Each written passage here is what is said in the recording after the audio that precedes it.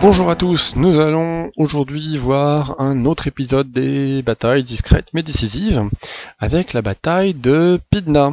Pydna qui a eu lieu en -168 avant Jésus-Christ entre la République romaine qui est sur la pente ascendante et le royaume de Macédoine dirigé par Persée, le dernier représentant de la dynastie Antigonide. Alors quand je dis ça, vous avez déjà un spoil sur l'issue de la bataille, c'est effectivement la Macédoine qui perd et Rome qui gagne.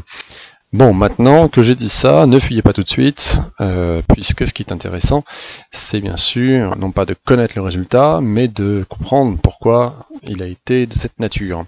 À savoir que nous allons étudier, dans un plan en 3 parties extrêmement académique, les causes de la bataille, à savoir comment est-ce que la Macédoine en vient de nouveau à être en guerre avec Rome, le déroulement de la bataille, qui est intéressant puisque les sources antiques ne sont pas univoques sur le sujet, donc même si l'ordre de bataille est assez classique, eh bien différentes surprises font que plein d'imprévus surviennent, et on ne sait pas exactement quelle est la part de calcul réfléchi de la part des dirigeants, quelle est la part de hasard, de malchance, qui fait que finalement la bataille prend un tour totalement inattendu par rapport à l'ordre de bataille initial.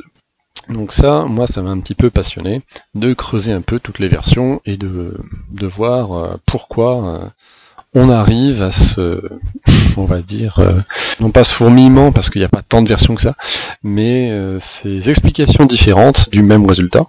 Et nous allons bien sûr voir les conséquences en dernier lieu de cette bataille de Pydna, à savoir quelles sont les conséquences à très court terme, 1 an, 2 ans près, et les conséquences à beaucoup plus long terme, donc 20 ans près, ou 30 ans près, puisqu'en fait, Pydna, c'était un petit peu le dernier acte de résistance vraiment sérieuse et organisée de la part du monde hellénistique face à l'avance romaine.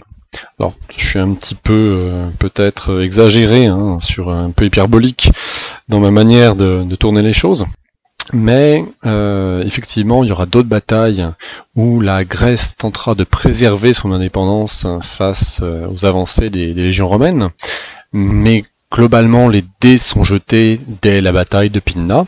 C'est ce que nous allons voir. Voilà donc pour une introduction pas trop longue. Et le reste de la vidéo, à l'exception de la conclusion, sera faite en voix virtuelle pour des questions de facilité de la prise de son. Voilà, je vous remercie. Pydna, c'est tout de suite. Commençons par l'étude des causes profondes de l'événement. Quel est le contexte de la bataille de Pydna ? D'où vient l'origine de l'animosité qui anime la République romaine et le royaume antigonide ? La réponse se situe peut-être au tournant des années -230 lorsque Rome sécurise son commerce dans la mer Adriatique en envahissant quelques territoires illyriens. Cette zone géographique est dans l'influence traditionnelle de l'Épire et donc de la Macédoine qui voit d'un mauvais œil l'expansion romaine. Cela conduit Philippe V de Macédoine à s'allier avec Hannibal lors de la Seconde Guerre punique, dans les années -210, où il gagne une première guerre contre Rome. La défaite carthaginoise de -202 laisse la Macédoine sans soutien et Rome prend sa revanche en -197 à Cynocéphale. Pourtant, la dynastie Antigonide et la République conquérante ne sont pas vouées à devenir des ennemis héréditaires. Philippe V parvient à s'attirer les bonnes grâces des Romains en s'alliant avec eux dans la guerre contre Antiochos III, le souverain séleucide. Par ce soutien apporté en temps de guerre, et sa participation à la bataille de Magnésie du Sipyle, en -189, la Macédoine bénéficie de conditions de paix plus clémentes et évite d'être écrasée par le paiement d'une lourde indemnité. Malheureusement, Philippe V n'obtient pas autant qu'espéré lors des négociations avec les émissaires romains. Il se met donc à entrer dans une politique de double jeu dès le début des années -180. D'un côté, il est l'allié officiel de Rome, et multiplie les ambassades, ainsi que les gestes d'une politique conciliatrice. De l'autre, il relève les finances, augmente les taxes, fait battre une nouvelle monnaie, accroît la productivité minière et agricole. Il conduit une politique de déplacement de population, de mariages obligatoires et de redressement démographique en vue de pouvoir mobiliser une armée plus grande qu'autrefois, capable de puiser dans un vaste trésor de guerre.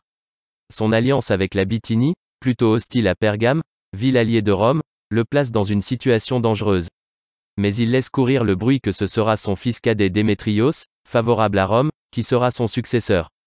Son fils aîné Persée, pro-hellénistique, prend ombrage et une querelle de cour éclate. Pris dans les mailles de son propre filet, Philippe V doit trancher sur la base de fausses informations, ce qui le place dans une position où il est obligé d'exécuter l'un de ses deux fils. La situation est délicate et au final Philippe V donne raison à Persée en faisant empoisonner Démétrios. Mais le choc psychologique est trop grand et le roi meurt en -179. C'est donc Persée de Macédoine, fils du roi précédent et d'une concubine, non d'une épouse véritable qui arrive sur le trône dans un climat de méfiance et de légitimité brisée. Sa politique hostile à Rome pourrait réussir, mais la situation internationale change. Le roi Séleucide, qui pourrait être un allié potentiel contre Rome, Séleucos IV, meurt en -175, à la suite d'une révolution de palais, vite contrée par Antiochos IV, son frère cadet. Le véritable problème d'Antiochos IV est son instabilité mentale. D'un côté, celui qui a été l'otage de Rome dans sa jeunesse craint la puissance des légions, de l'autre il fait tout pour défier le Sénat et écorner les termes du traité d'Apamée. En se proclamant ami des Romains malgré tout, il envoie un signal relativement fort au monde grec et Persée pourrait davantage en tenir compte. Si une guerre éclate, il sera seul et quasiment sans allié de poids. Mais Persée est issu d'un monde hostile à Rome qui est en voie de disparition.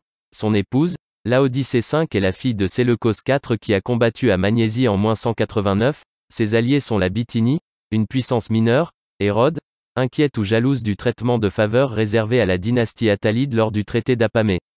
Même la Ligue étolienne, l'ancienne ennemie de la Macédoine, se range en sa faveur, déçue de Rome.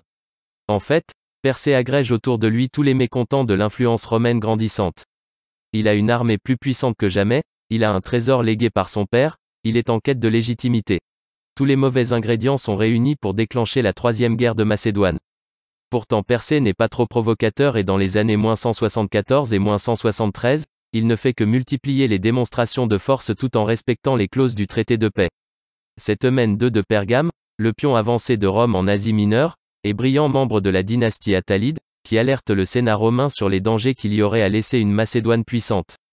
C'est uniquement en jouant sur la crainte qu'il entraîne Rome dans une guerre préventive contre la dynastie antigonide en -172. Pourquoi une telle haine d'Eumène II contre Persée ? Peut-être parce que le petit royaume attalide se sent encerclé par des souverains bercés par des rêves de grandeur, ou de reconquête.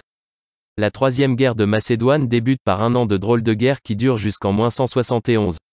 Rome a été prise au dépourvu par la rapidité de la déclaration de guerre qu'elle a elle-même déclenchée et n'a pas pu mobiliser suffisamment de légionnaires. Des fausses négociations sont donc conduites pour rétablir la paix pendant que chaque camp mobilise ses troupes. Tout ce que peut faire le Sénat pendant ce temps, c'est déployer des garnisons dans les villes grecques qui lui sont favorables, en comptant sur la puissante flotte romaine qui est maîtresse des mers.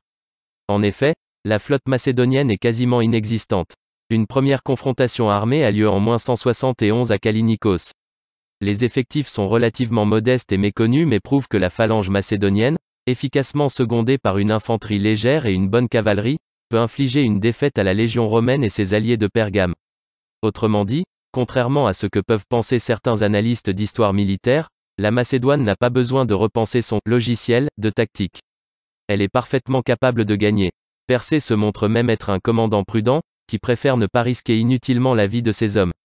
Mais sa phalange lui échappe en étant trop sûre de sa victoire, ou inconsciente des risques auxquels elle s'expose.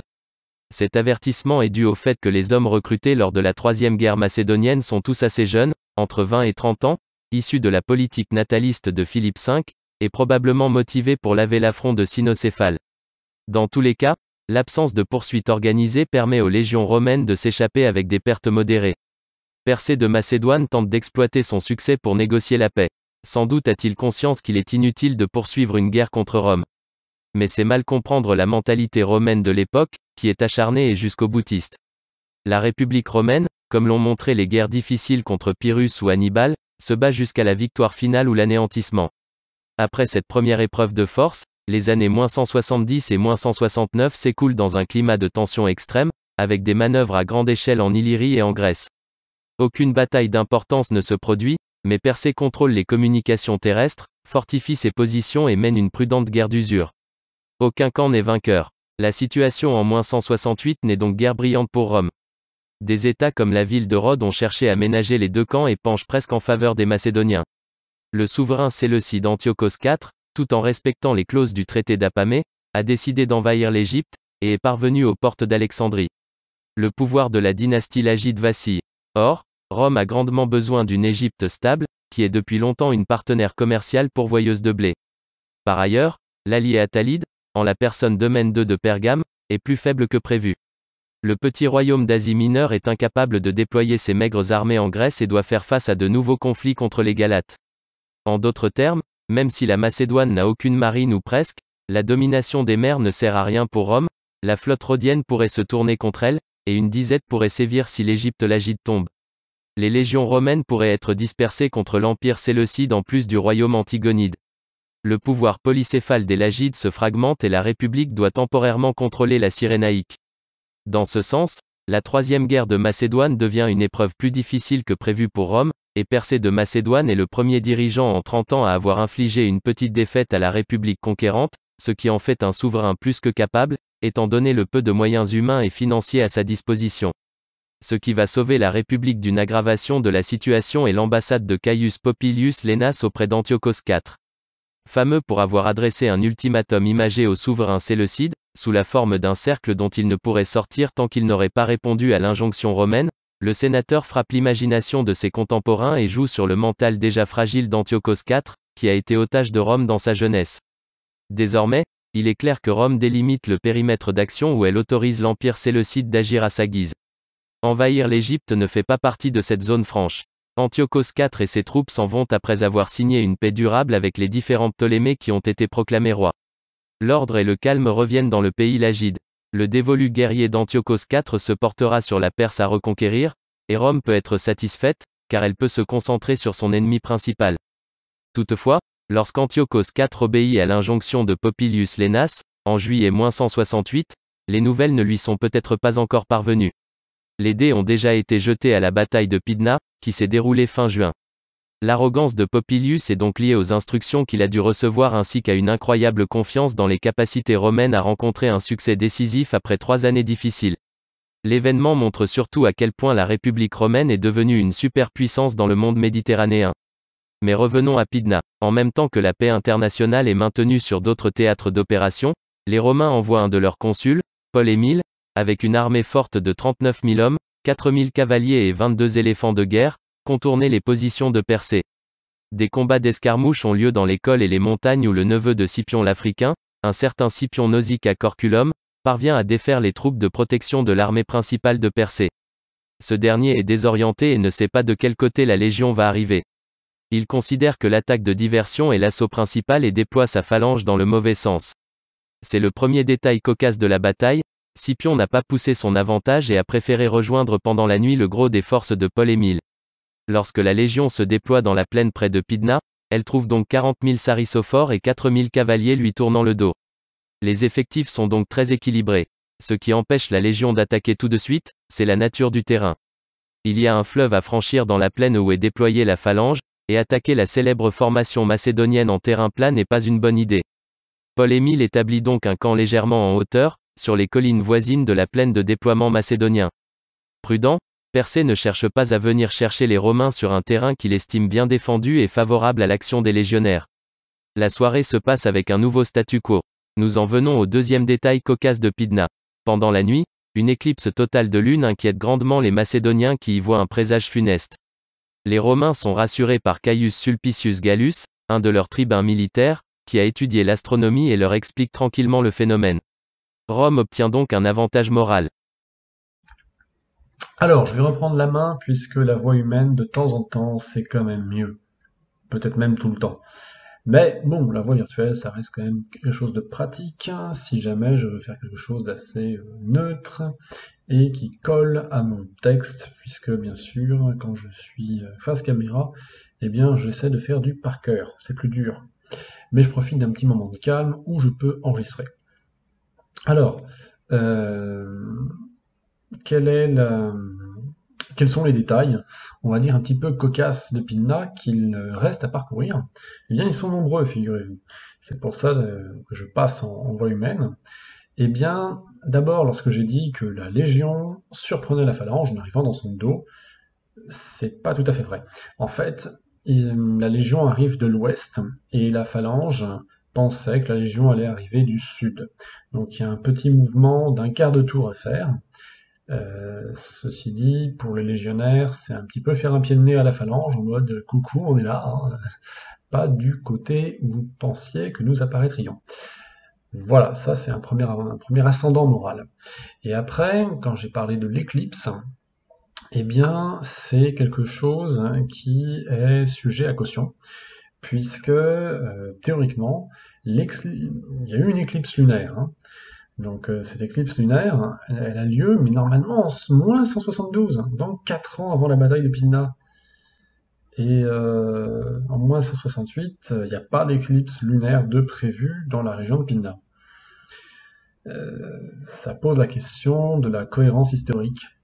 On voit aussi que c'est un peu difficile, je pense, pour le légat romain d'expliquer à 40 000 légionnaires en faisant l'unanimité, eh, vous savez, l'éclipse lunaire, c'est quelque chose de tout à fait naturel, c'est pas les dieux qui sont courroucés, c'est pas un signe qui montre qu'on va tous mourir.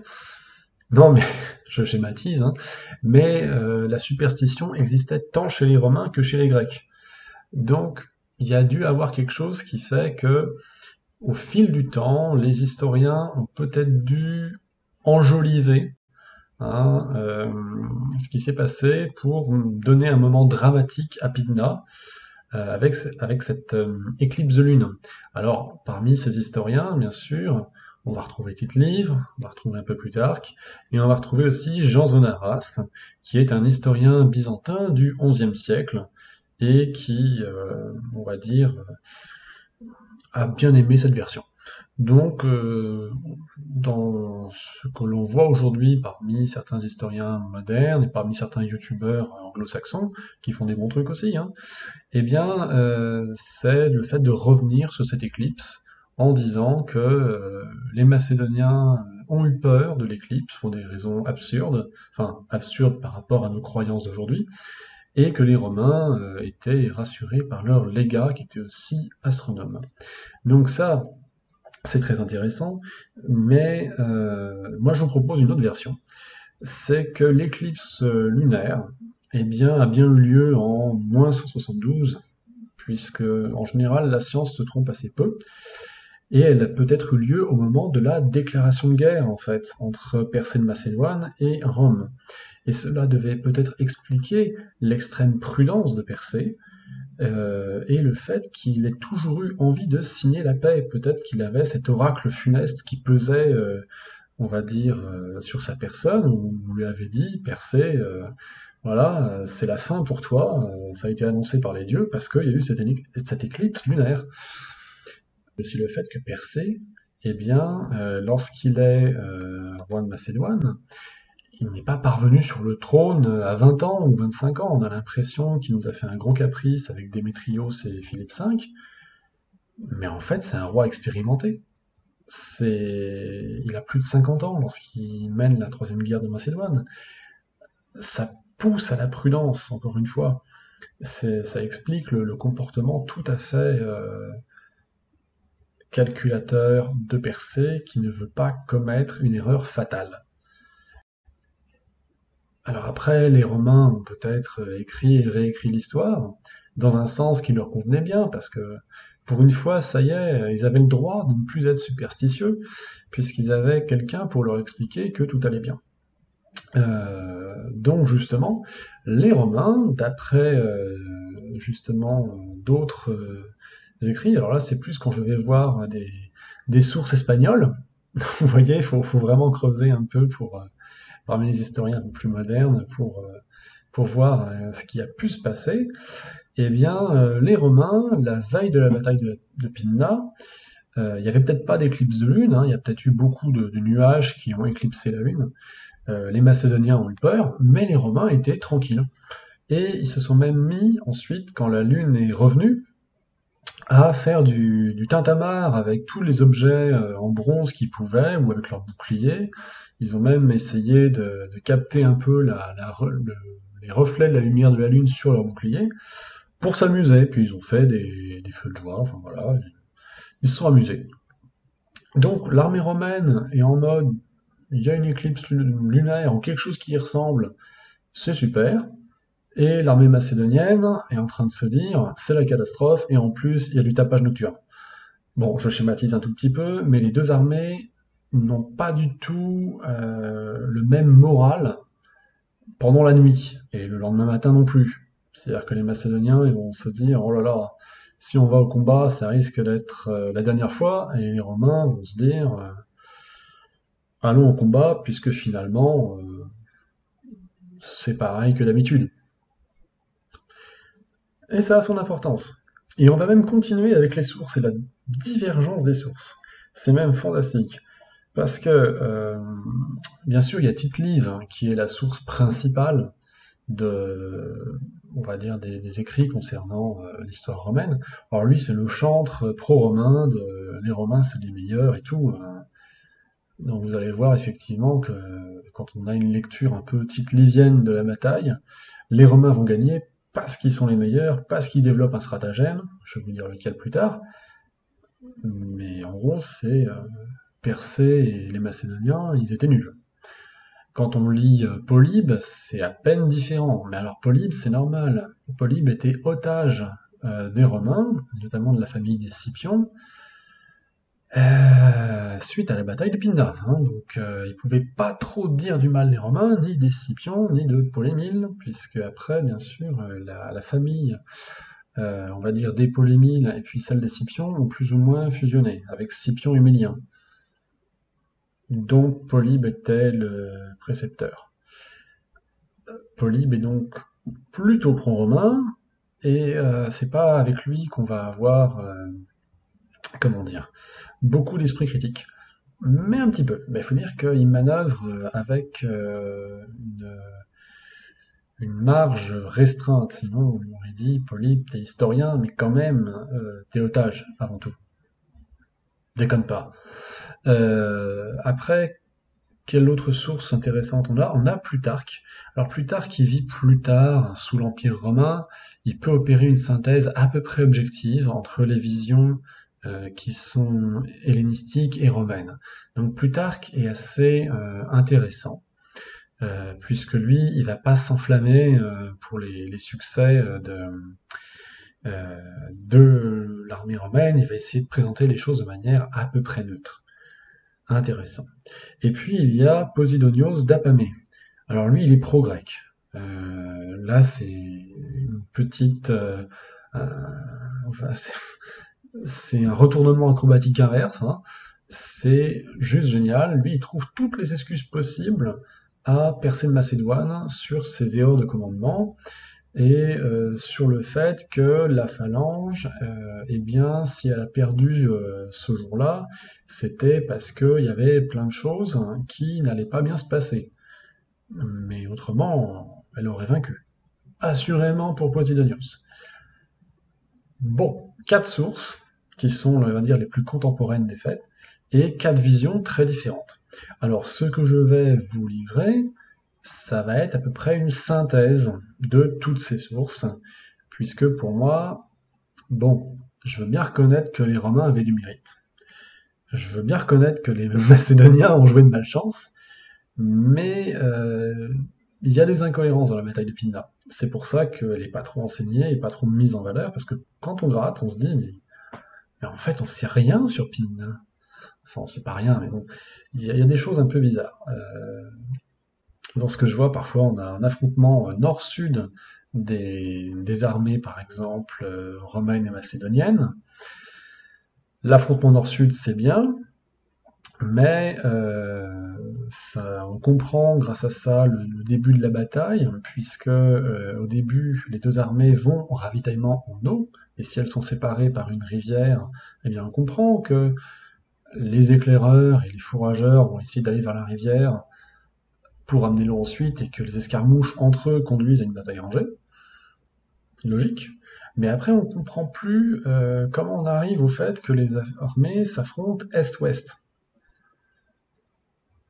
Pourtant, elles s'affrontent est-ouest, à la fin de la bataille.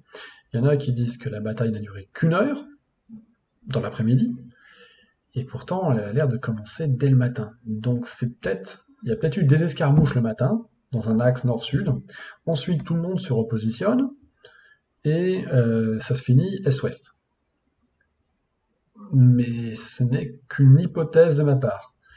Parce que quand je lis, et pourtant j'ai l'habitude de lire des plans de bataille, je me suis un peu largué. Pimna, ça me paraît pas clair.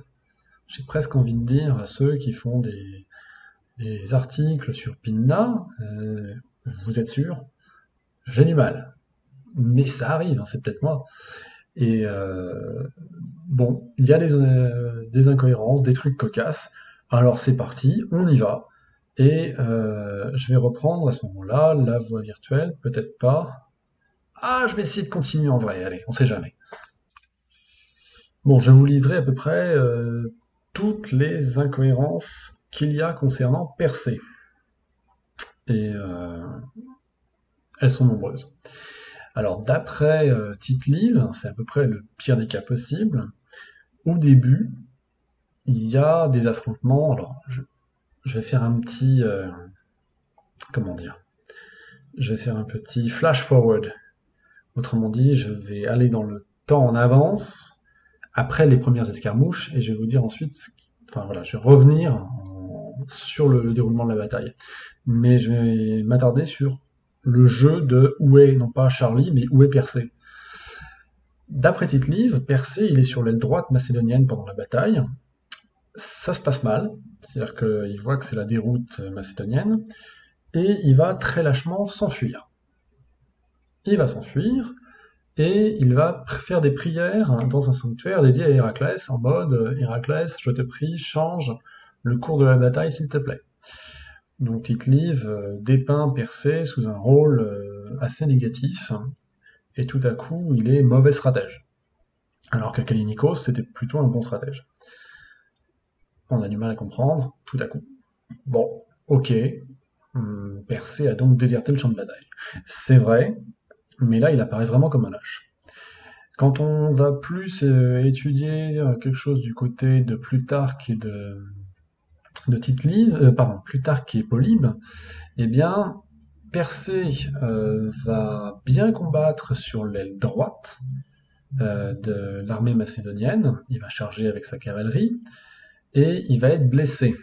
Étant blessé et voyant que la situation s'engage mal, eh bien, il va fuir, entraînant à sa suite le reste de la cavalerie. Mais, alors je ne sais plus si c'est Plutarque ou Polybe, on voit Persée un moment apparaître dans le centre, donc sur le centre de l'armée macédonienne, en train d'encourager sa phalange. Donc Persée n'est plus sur l'aile droite. Problème. Il ne peut pas être à deux endroits au même moment, ou alors il a dû faire un petit galop autour de ses troupes, il ne savait plus trop où il fallait aller.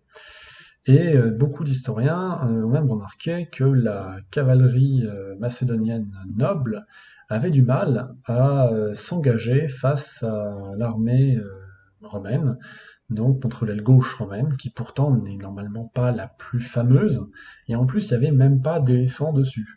Enfin, je veux dire, les cavaliers macédoniens auraient pu charger sans crainte de rencontrer les éléphants romains, enfin numides, hein, puisque les éléphants numides étaient sur l'aile droite romaine, puisque traditionnellement, dans les armées antiques, l'aile droite est plus forte que l'aile gauche. Mais il y a comme une incohérence. Enfin, on se dit, tiens, ça pose des questions, pourquoi est-ce que Persée est un peu au centre, et un peu à droite, pourquoi il fuit? Bon, enfin, ça se fait, ça nous fait nous poser des questions. Et puis, quand on regarde les sources plus du côté de Posidonos Apamée, alors là, c'est magnifique, hein, puisque, retournement complet de situation forcément, nous avons Persée qui est courageux. Ah oui, alors il est courageux et malchanceux, puisqu'il a reçu un coup de sabot de son cheval la veille. Donc il est patraque déjà. Et comment dire, il va malgré tout chevaucher sur un animal de bas. Donc il n'est pas sur un coursier ou un destrier, enfin il n'y a pas de destrier dans l'Antiquité, mais l'équivalent d'un cheval de guerre. Il est donc sur un canasson, autant dire ce qu'il y a. Hein. Et à cause de sa blessure, il ne peut pas porter d'armure. Donc il est encore plus vulnérable. Et d'après donc on va dire les meilleures sources pro-macédoniennes, on va dire les nobles le boudent un petit peu, parce qu'il n'est pas parmi eux prêt à charger sur l'aile droite, Et en plus, faut pas oublier que les nobles préféraient peut-être Démétrios, et que Persée de Macédoine est à leurs yeux une sorte de semi-bâtard, à moitié légitimé, puisque c'était une concubine, sa mère, et donc pas une épouse officielle. Et ça, c'est un vrai problème pour Persée, puisque les nobles ne le suivent pas. Ce qui peut expliquer que la noblesse macédonienne n'ait pas voulu charger sur l'aile droite, parce que ils méprisaient le roi, et en plus, eh bien, le roi n'était même pas présent parmi eux, hein. Et étant sans armure, bien sûr, lorsqu'il reçoit alors soit une flèche, soit un javelot, on ne sait pas trop, sur lui, il va avoir une deuxième blessure, hein, Persée, et il va pouvoir battre en retraite honorablement, puisqu'étant doublement blessé. Mais on comprend bien que sans commandement en chef, eh bien l'armée macédonienne va avoir du mal à se coordonner. Et les nobles macédoniens ont peut-être été contactés par les Romains au préalable sur comment se passerait l'après-guerre, hein, si jamais il y avait une défaite de Persée. Ce qui peut expliquer que l'armée macédonienne va être très peu combative sur son aile droite, alors que normalement l'aile droite, c'est vraiment là où on met les forces d'élite. Vous voyez à peu près tout ce qu'on peut tirer simplement sur l'examen de la divergence des sources. Dans un cas, on a un roi qui est purement lâche et fuyard quasiment dès le début, et dans l'autre cas, on a un peu l'explication du pourquoi est-ce que l'aile droite macédonienne a tant de mal à exécuter une manœuvre, et pourquoi est-ce que la phalange macédonienne va être un petit peu hors de contrôle, parce qu'il n'y a plus personne qui dirige. Et bien sûr, lorsque le roi s'en va pour peut-être prier et faire un temple dédié à Héraclès, oui, si ça se trouve, il l'a fait, hein. Peut-être que Tite-Live a raison, mais il l'a pas fait tout de suite. Il l'a fait peut-être pour de bonnes raisons, parce qu'il était lui-même blessé et qu'il voyait bien que la bataille tournait en sa défaveur, et qu'il y avait peut-être plus que ça à faire pour tenter d'inverser le cours des événements. Mais voilà, Persée n'a pas été a priori lâche.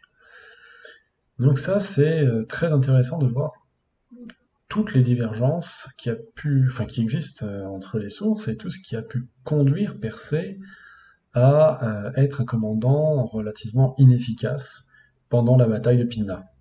Ça a une grosse influence, puisque, vous allez voir, hein, non seulement les Macédoniens vont avoir une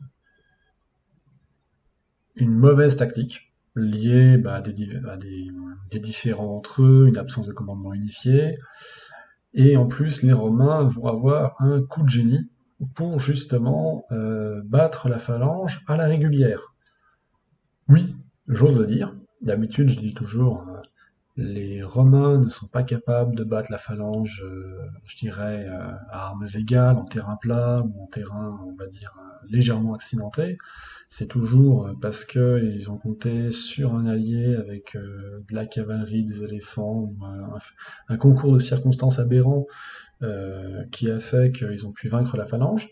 Mais à Pydna, ils ont quand même vaincu la phalange à la régulière, du moins si on accepte le fait que toutes les mésaventures de Persée ne comptent pas dans la balance. Alors maintenant, je vais repasser en voie virtuelle pour vous faire le déroulé étape par étape de la bataille en essayant de concilier tous les points de vue. Et comme vous pouvez vous en douter, ce n'est pas une mince affaire. Si vous voyez des incohérences, ne m'en voulez pas, de toute façon, il y en a. Tâchons à présent de reconstituer ce qui a pu se passer pendant la bataille proprement dite. Tout d'abord, il est fort probable que l'orientation est-ouest des armées macédoniennes et romaines ait été conservée, car si les deux rivières sont mentionnées, elles ne sont pas spécialement décrites comme franchies. Elles coulent à un débit relativement faible en plein été et elles ne constituent pas un obstacle majeur. Il aurait été épuisant pour les légions, qui avaient fait une longue marche la veille, d'établir un camp au sud d'un cours d'eau pour la nuit. Nous sommes donc au matin du 22 juin 168. Les deux armées ont soif et se ravitaillent probablement dans les deux cours d'eau voisins, en envoyant leurs troupes légères et leurs fourrageurs. Rien ne les pousse donc à s'affronter directement car la disposition est-ouest ne met pas la rivière entre elles. mais il est possible qu'une mule ou un cheval se soit échappé des lignes romaines, en fonçant vers les positions macédoniennes.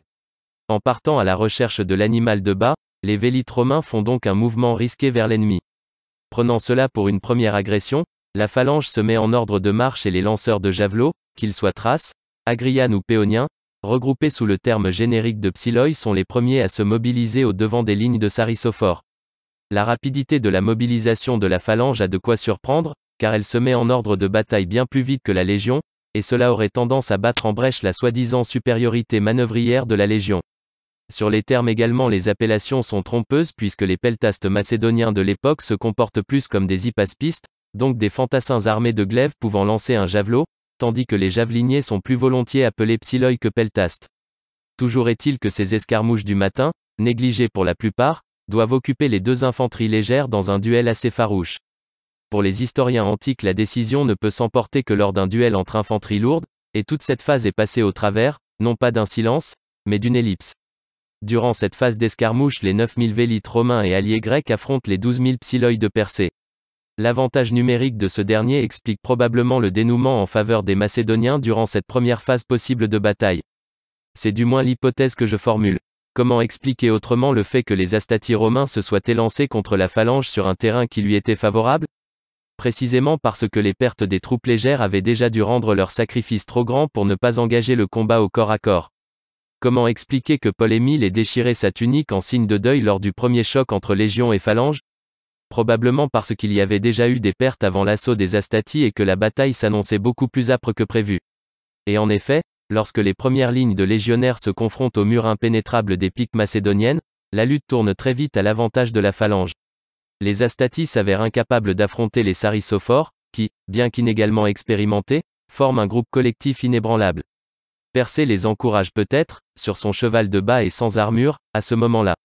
C'est sans doute à cet instant qu'il reçoit un coup de javelot lancé par un vélite plutôt sportif, ou une flèche tirée par l'un des fameux archers mercenaires crétois. Blessé, il informe peut-être son aile droite de charger, avant de se replier vers le sanctuaire d'Héraclès pour prier. L'aile droite macédonienne, refusant de charger sans son roi, reste simplement en couverture face à la cavalerie romaine de l'aile gauche, qui, sans doute impressionnée, n'ose pas faire de mouvement face à des troupes de la garde royale, sans se douter qu'une grogne couve parmi les nobles macédoniens. Sur l'aile gauche macédonienne, aucun mouvement non plus ne s'effectue. Les Numides et les éléphants situés en face d'eux pourraient charger mais attendent peut-être encore leur heure. Peut-être se méfient-ils des derniers javelots qui pourraient briser leur charge. C'est donc dans ce statu quo statique que les auteurs antiques aiment signaler des actes de bravoure désespérés, lorsque des sous-officiers jettent l'insigne de leur légion dans les rangs macédoniens pour forcer leurs soldats à aller récupérer leur emblème ou souffrir le déshonneur. Les Astatis romains qui se risquent dans l'opération se font tailler en pièces par la phalange. Blessés, démoralisés, et probablement éprouvés par cette deuxième phase de la bataille, les légionnaires battent en retraite en hauteur sur des pentes vallonnées. Il est alors environ 15 heures de l'après-midi et la Macédoine pourrait l'emporter. Vient le moment où la bataille se joue. Alors que les cavaleries s'observent encore sur les ailes, la phalange, emportée par ses succès initiaux, continue d'avancer, mais sans une coordination suffisante. Si les troupes du centre droit ont assez d'expérience pour caler leur marche et ne pas trop exploiter leur avantage, les troupes du centre gauche, moins expérimentées, peuvent être emportées par leur enthousiasme et suivre l'ennemi de trop près, quitte à créer un décalage entre les différents bataillons. Le terrain, qui devient plus inégal au fur et à mesure de la progression des sarissophores, accentue le phénomène de crénelage. Fin observateur, le consul Paul-Émile décide d'exploiter cette faille. Il demande à ses manipules de résister sur certains points et de céder plus volontiers du terrain sur d'autres parties de la ligne d'affrontement. La contre-attaque romaine vise donc à désarticuler les phalanges, en créant une ligne crénelée plutôt qu'une droite continue. Alors que de véritables espaces se forment entre formations de sarissophores, les légionnaires s'engagent dans les interstices et peuvent affronter l'infanterie lourde macédonienne en contournant le hérisson de pique disposé frontalement. Les Macédoniens, s'ils veulent se défendre d'une manière aussi rapprochée que la distance d'un glaive, sont donc obligés d'abandonner leurs longues lances, ce qui va entraver leur mouvement au sol, et de dégainer les xyphos, ou les maqueras. Le problème est que les sarissophores n'ont pas du tout les mêmes aptitudes au combat individuel que les légionnaires. De plus, leur armement est beaucoup moins pensé pour une mêlée sans merci que l'équipement romain. Leur aspiceron est moins couvrant que le grand bouclier rectangulaire du légionnaire, et leur xyphos est relativement court par rapport au glaive. Désavantagés, et ponctuellement encerclés, des groupes entiers de sarissophores se font massacrer. Toutefois, le centre antigonide résiste encore plutôt bien. C'est peut-être à cet instant crucial que Persée revient sur l'aile droite pour tenter de motiver la meilleure partie de son armée pour faire la différence. Mais rien n'y fait. L'aile droite antigonide se tient inutilement à l'écart. Les Romains font alors peser leur meilleur atout dans la balance, une charge de l'aile droite, dirigée par les Numides et les éléphants de guerre. Les peltastes thraces pourraient contrer cette offensive, mais ils sont épuisés par les combats matinaux et à court de javelots. Cette troisième phase de la bataille, qui voit un renversement complet de la situation en faveur de Rome, va se conclure d'une manière encore plus sinistre pour la Macédoine. Sur l'aile gauche, la cavalerie macédonienne est terrassée par la charge combinée des cavaliers numides et de leurs éléphants. Leur entraînement contre des éléphants factices au préalable n'a absolument pas payé, et les voir en action est sans doute bien plus terrifiant que de s'exercer contre des maquettes. L'infanterie légère est piétinée, ce qui laisse les phalanges sans protection sur leurs flancs. Des manipules profitent de l'ouverture et accentuent la sensation d'encerclement des Macédoniens, tout en rendant inutile le combat à la pique. Enhardi par les succès du reste de l'armée, l'aile gauche romaine en profite pour charger la droite macédonienne qui livre un combat pour la forme, mais sans y mettre le cœur nécessaire. Pendant cette quatrième phase, l'aile droite romaine a le temps de contourner les différentes phalanges, avant de les charger sur leurs arrières, provoquant de nombreuses pertes et une grande confusion. Désormais les sarissophores commencent à battre en retraite pour s'échapper du massacre. Voyant la situation perdue, Persée et les nobles de l'aile droite trouvent finalement un point d'accord, il faut s'enfuir et très vite. Les 3000 hypaspistes de la garde royale se sacrifient et leur donnent le temps nécessaire, en combattant jusqu'au dernier.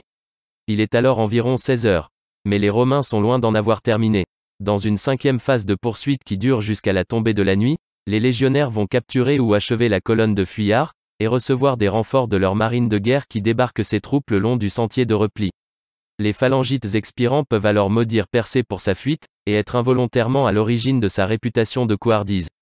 Les Romains, au contraire, se couvrent de gloire, la plupart des fils de sénateurs s'étant illustrés au combat. Pour ne citer qu'un seul homme, le futur Scipion Émilien ne revient que tard dans la nuit au campement romain, après avoir poursuivi autant que possible ses ennemis. Quel est le bilan de cette bataille? Il est très lourd du côté macédonien. Toute une génération a été sacrifiée, et les sources sont assez d'accord pour parler de 25 000 morts et 10 000 prisonniers, ce qui anéantit 80% des effectifs engagés de la Macédoine à Pydna. Les pertes romaines sont beaucoup plus difficiles à évaluer. Ce serait pure crédulité de notre part que de ne pas questionner les chiffres de Tite-Live, Plutarque ou Polybe, qui avance l'idée que seuls 80 à 200 Romains auraient trouvé la mort et qu'un petit millier aurait été blessé. D'une part, les pertes alliées parmi les Grecs et les Numides ne sont pas comptées. Même si les Numides ont probablement manœuvré comme à l'entraînement, sans rencontrer de résistance sérieuse, les Pergamiens et les Crétois ont connu des pertes beaucoup plus sévères. Les pertes des tribus latines qui ont visiblement participé à la première partie de l'affrontement sont sans doute largement sous-évaluées. Il ne serait pas incohérent que les pertes réelles des légions et des troupes assimilées aient pu se porter entre 3000 et 5000 hommes dont la moitié seulement seraient de véritables Romains, car la bataille a duré bien plus que la simple heure de duel acharné entre les deux infanteries lourdes. Pydna n'en reste pas moins une très brillante victoire pour Rome, qui doit plus aux différentes erreurs commises par les Antigonides qu'à une réelle supériorité militaire. Pydna met la Macédoine hors de combat pour de nombreuses années et Persée est forcé de réclamer la paix en -168 où il se constitue prisonnier devant Paul-Émile.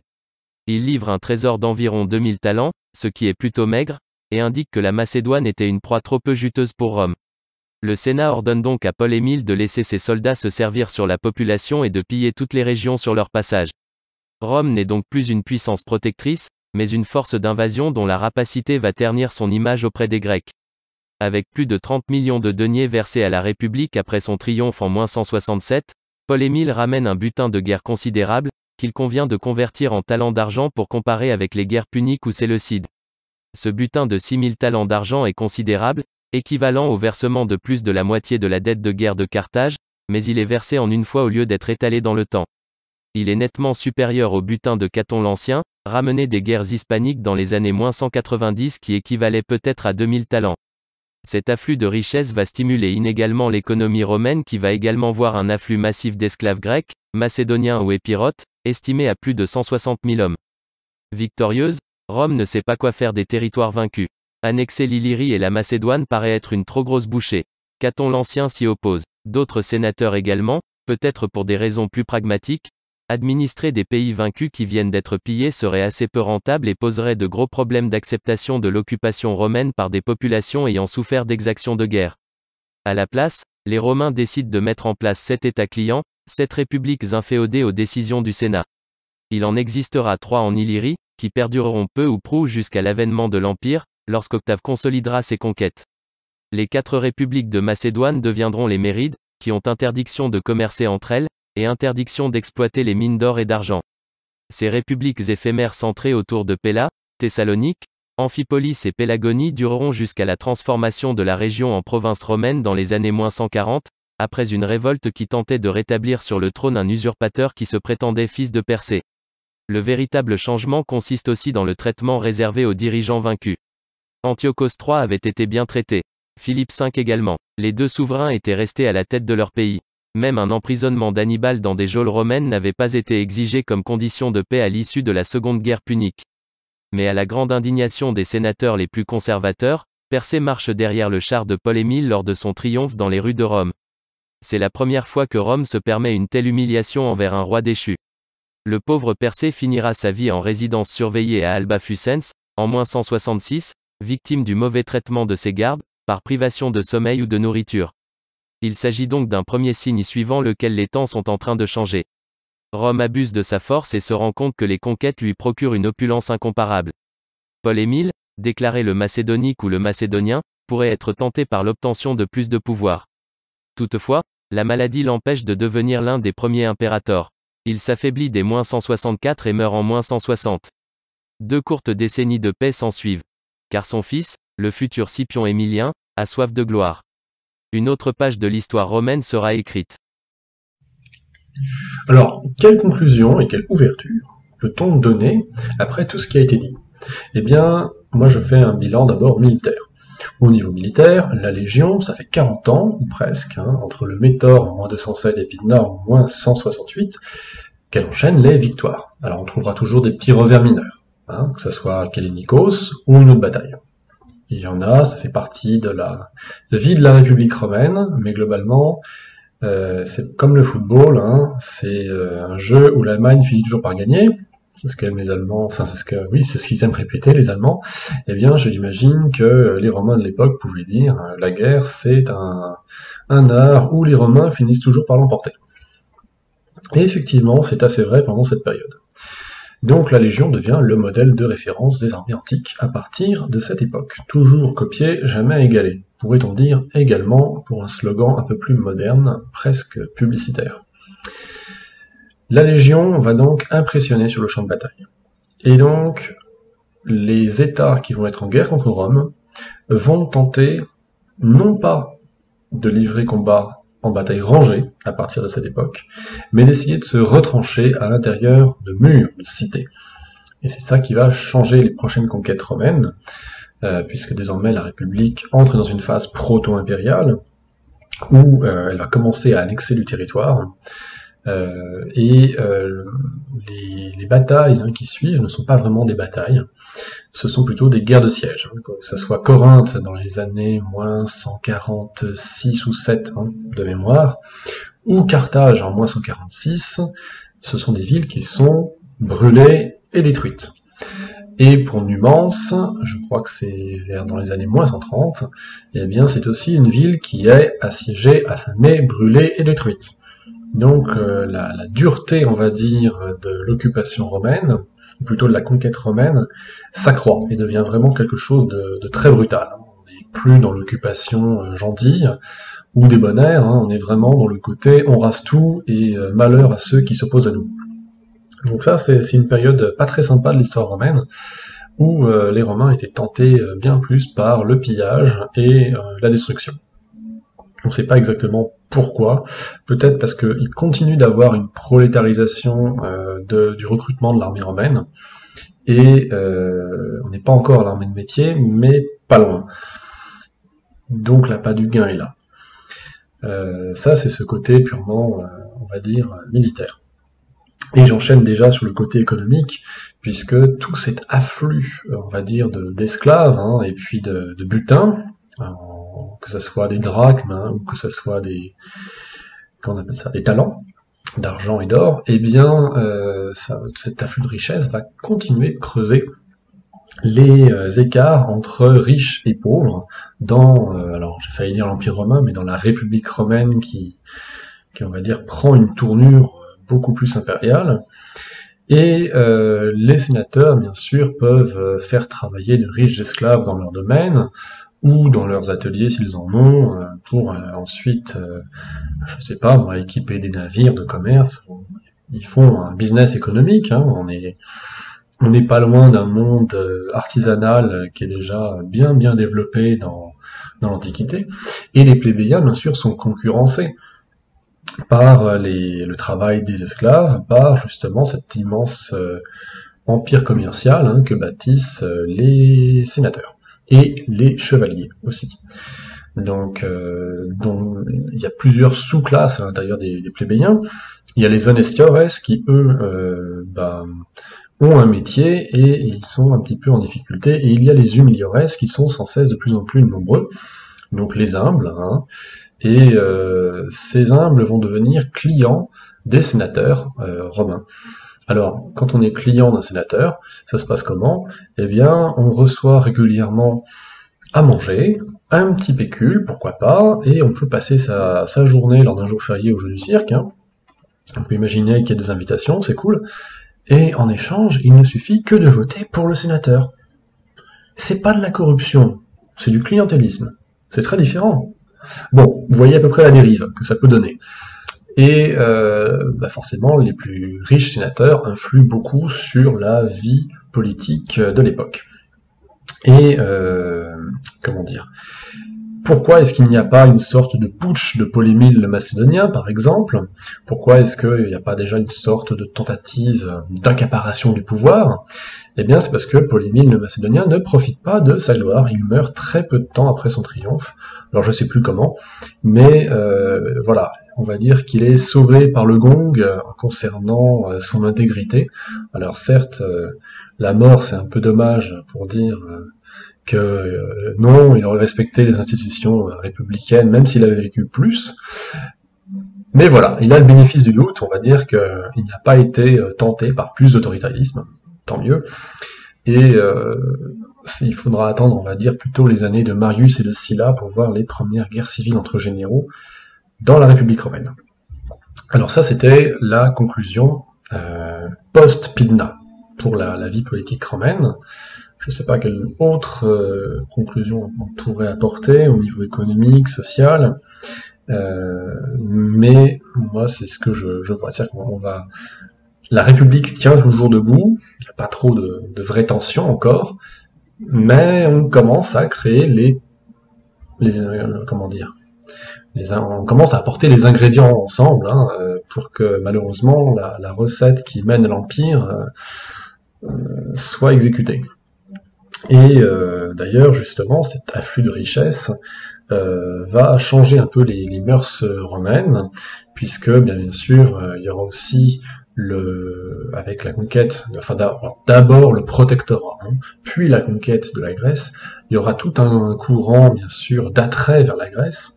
Donc les Romains vont parler grec, ils vont essayer d'adopter certaines coutumes grecques, ils vont peut-être profiter de beaucoup de richesses, et il y aura le début de la décadence des mœurs, un leitmotiv dans la politique romaine.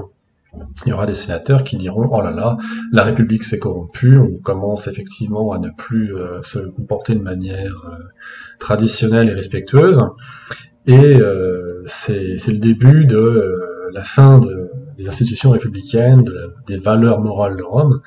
Donc vous voyez, bien avant la fin de l'Empire romain, certains sénateurs disaient « Attention, nous ne sommes plus fidèles à ce que nous étions. » Mais ça va être une sorte de marronnier dans le discours des politiques dans la République romaine, dans le sens où ils auront toujours l'impression d'être décadents, même s'ils sont au sommet de leur gloire. Bon, c'est comme ça. Ça, c'est pour le côté, donc, anecdotique, mais c'est toujours rigolo de le dire. Après, qu'est-ce que ça va entraîner, Pydna? Eh bien, sur l'échiquier international. Sur l'échiquier international, eh bien, c'était relativement équilibré avant entre Rome, les Antigonides, les Lagides et les Séleucides. Et là, après Pydna, c'est comme une sorte de jeu de billard où tout le monde est hors jeu, et il reste que Rome, puisque au niveau Antigonide, c'est fini. Donc il n'y a plus du tout de descendants des généraux d'Alexandre le Grand en Macédoine. À la place, on a 4 républiques satellites qui n'ont pas le droit de commercer entre elles. Alors vous voyez, ça fait vraiment un peu glacis pour éviter juste des invasions barbares, et en gros les États clients qui persistent dans cette région sont vraiment soumis à l'autorité romaine. Et l'Illyrie, c'est pareil, je crois qu'il y a 3 républiques temporaires qui sont alliées à Rome, et ça fait vraiment un petit peu Rome qui fait son protectorat dans le coin, avant d'annexer totalement dans les années 140. Donc au niveau international, c'est fini pour les Antigonides. Au niveau des Séleucides, eh bien on a vu qu'Antiochos IV se faisait bien taper sur les doigts, et qu'on lui disait non, à Apamée, pardon, on n'avait pas dit qu'il fallait pas attaquer l'Égypte, maintenant c'est fait, on n'attaque pas l'Égypte. Parce que forcément l'Égypte est un partenaire commercial intéressant pour les Romains, donc toute déstabilisation du pouvoir lagide serait effectivement mauvais pour Rome. Donc Antiochos IV est allé voir chez les Parthes s'il pouvait pas mener une guerre pour sa propre gloire, et Antiochos IV eh bien, a laissé sa vie dans cette guerre contre les Parthes. Donc l'Empire séleucide a été complètement mis sur la touche, et on va dire qu'Antiochos IV, c'était vraiment le dernier souverain séleucide qui avait, on va dire, un peu de pouvoir, un peu de pouvoir de nuisance. Alors il était un petit peu, on va dire, tenté entre les deux extrêmes, entre être l'allié de Rome et être l'ennemi de Rome, et finalement, ce sont les Parthes qui ont eu raison de lui. Donc après la mort d'Antiochos IV, l'Empire séleucide va complètement être déchiré par plusieurs conflits dynastiques, et ça sera une véritable tragédie. Donc sur la scène internationale, l'Empire séleucide va complètement décliner. Au niveau des Lagides, on l'a vu, ils ne tiennent debout que parce que Rome a envie d'un pouvoir lagide en place. Donc ils vont pas, on va dire, beaucoup bousculer Rome. Et les Attalides, ah oui, ils sont là. Pergame n'est pas une grande puissance, mais économiquement, on va dire qu'ils pèsent tellement que on est obligé de parler d'eux. Et Pergame a bien compris ce qui est en train de se produire. Ils vont même pas s'opposer aux Romains. Les derniers rois de Pergame vont dire à Rome, écoutez, on n'a pas d'héritier, on n'a pas envie d'une querelle entre nous, on vous donne notre territoire. On rejoint volontairement la République. Voilà, donc il y aura une conquête de l'Asie mineure qui sera faite très simplement par legs testamentaire. Alors certes, il y en a qui ne seront pas d'accord, il y aura une expiation romaine, mais globalement, Pergame s'efface de la scène internationale au profit de Rome. Donc on voit bien que tout le bassin méditerranéen est déjà dès cette époque en train de s'incliner devant Rome. Alors, vous imaginez bien, il va falloir que je fasse un autre épisode historique sur une bataille qui a pu avoir lieu après Pydna. Alors, qu'est-ce que je vais trouver? Eh bien, je vous ai parlé des guerres de siège qu'il y a eu dans les années moins 140 et moins 130. Alors, le prochain épisode devrait parler, normalement, du siège de Numance. Alors, Numance, je vais voir ce que je peux trouver dessus. Ça se passe effectivement en Espagne, c'est un peu moins connu, mais c'est intéressant d'en parler, puisque nous aurons donc Scipio Émilien qui sera à la manœuvre pour capturer, on va dire, ce dernier bout d'Espagne qui résiste encore et toujours à l'envahisseur, puisque nos amis espagnols ont eux aussi résisté à l'Empire romain, la République romaine. Voilà, je vous dis à bientôt pour un prochain épisode, probablement sur une nuance, sauf si jamais je traite un autre sujet. Voilà, à bientôt, sur ce, bonne réflexion.